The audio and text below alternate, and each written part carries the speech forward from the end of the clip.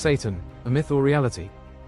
A critical look at its evolution. When we imagine Satan, it's common to visualize a fiery figure with horns, a trident, and surrounded by flames. This is the popular image that has prevailed in Western culture, influenced by art, literature, and religious tradition. However, what we find in some of the most influential works in history is something entirely different. In Dante Alighieri's Divine Comedy, written in the 14th century, hell is not a sea of unquenchable flames. Instead, at its deepest point, in the center of the universe, Satan lies trapped in an icy landscape. Far from being a king of darkness, he is a condemned prisoner, frozen in place by the cold winds generated by his own wings. In his mouth, he eternally chews on three traitors: Judas Iscariot, Brutus, and Cassius. He does not rule, he does not issue commands, he does not lead legions. He is the ultimate symbol of defeat. However, Dante's vision is just one among many. Since the dawn of humanity, we've told stories about good and evil, about supernatural forces in constant conflict. But what if I told you that Christianity's most feared figure might be little more than a myth? A cultural construction? A projection of our own fears and desires? If we analyze history with a critical and philosophical lens, we'll see that the idea of Satan has changed radically over the centuries. His transformation wasn't spontaneous but influenced by external factors, historical contexts, and theological reinterpretations. Who was Satan originally? How did he evolve from a mere celestial accuser to the Prince of Evil? What you're about to discover could completely change your perception of the world. The original Satan, the adversary, not a demon. If we search the Hebrew Bible, we'll be surprised to see that the figure of a malevolent being opposed to God does not exist in its oldest texts. The word Satan does appear occasionally, but its meaning is far different from what we know today.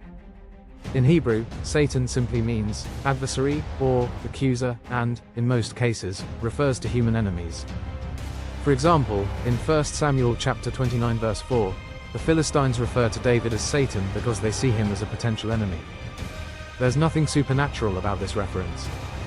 The story changes slightly in the book of Job, where Satan, the Satan, appears as a member of the heavenly court, functioning as a kind of divine prosecutor. He's not a malevolent being opposed to God but a servant with a specific task: to test the faith of humans.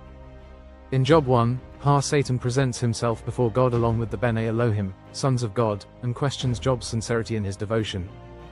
God allows him to test the man with suffering, but always within the limits that he himself sets. In this context, Satan is not a rebel or an enemy of God but an instrument within a divine plan. His role is to scrutinize justice and test human righteousness. This concept is far from the Satan of modern Christianity. But if he wasn't originally a malevolent being, how did he become the Prince of Darkness? Persian influence and the birth of dualism. To understand this transformation, we need to look at a key event in Jewish history: the Babylonian exile in the 6th century BCE. During this period, the Jews came into contact with Zoroastrianism, the dominant religion of the Persian Empire. Zoroastrianism introduced a revolutionary idea: the radical dualism between good and evil.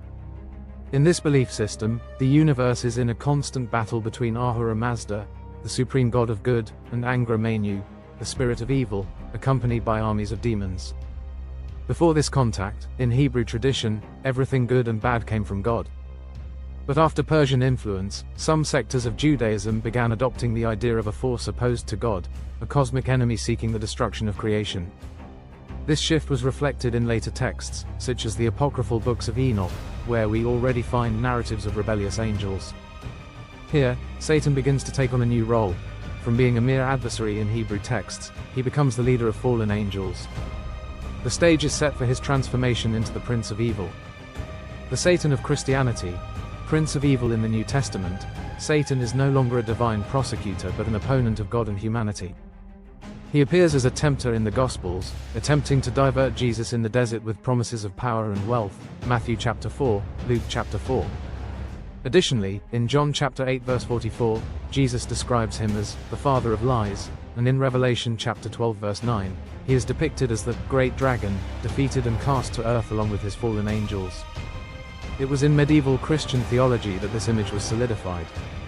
Saint Augustine and Thomas Aquinas described Satan as a fallen angel who rebelled against God out of pride and was condemned to hell. He became the leader of demons and humanity's greatest enemy. The Catholic Church reinforced this vision over the centuries, identifying Satan with the serpent in Genesis and describing him as a real being who seeks the damnation of souls. In popular imagination, this figure expanded through art, literature, and religious preaching, becoming the horned and trident-wielding Satan we know today. Myth or reality? A philosophical perspective. If we analyze Satan's historical development, we see that his figure has changed over time. Initially, he wasn't an evil being. Later, he became an opponent of God, and finally, he transformed into the Prince of Hell. But if he were a real being, why has his image varied so much? Philosopher Friedrich Nietzsche criticized the dualistic view of good and evil, suggesting that these were human inventions to control thought. Others, like Hannah Arendt, argued that evil doesn't need a demon to exist. It comes from human actions: wars, genocides, slavery, corruption. Do we really need a demon to explain these horrors, or is it enough to accept that evil is part of human nature? Perhaps Satan is not a real being lurking in the shadows. Perhaps he is a reflection of our own fears, of our inability to accept that evil doesn't come from outside but from within ourselves. And now I ask you, does Satan really exist, or is he just the face we've given to our own darkness?